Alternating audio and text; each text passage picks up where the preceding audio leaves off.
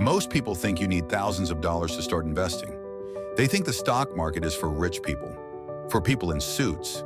They're wrong. I'm going to show you today how to start investing with just $100. Not someday, not when you have more money.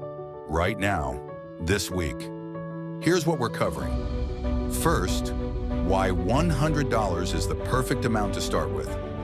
Second, the best accounts to put your money in. Third, exactly what to invest in as a complete beginner.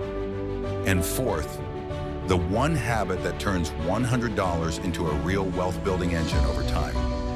Here's the truth about $100 that nobody tells beginners. The amount matters far less than the habit. When you invest $100, you're training your brain to think like an investor. If you invest $100 every single month for 30 years at the stock market's average return of 10% per year, you end up with over $200,000. Not from being rich, just from $100 a month in time. That's the power of compound interest. Now, where do you actually put the money? Option 1. If your employer offers a 401k with a match, put your money here first, always. No exceptions. A 401k match is literally free money from your employer.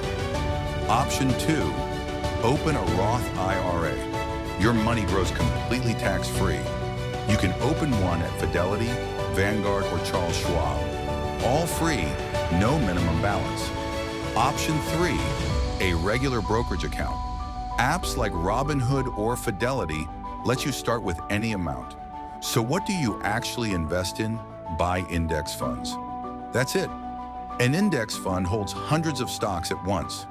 When you buy an S&P 500 index fund, you're buying a tiny piece of Apple, Microsoft, Amazon, and Google, all in one purchase.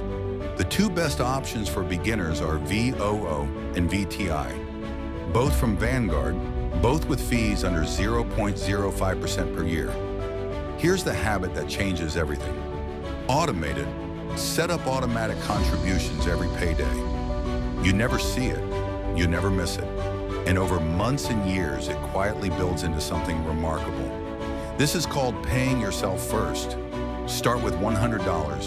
Automate it. Forget about it. In 5 years, you'll look at your account and wonder why you didn't start sooner. Every wealthy person you've ever admired started somewhere. Most started small. Your $100 is not small. It is the beginning of everything. Hit subscribe for a new money lesson every single week. Your money, your future.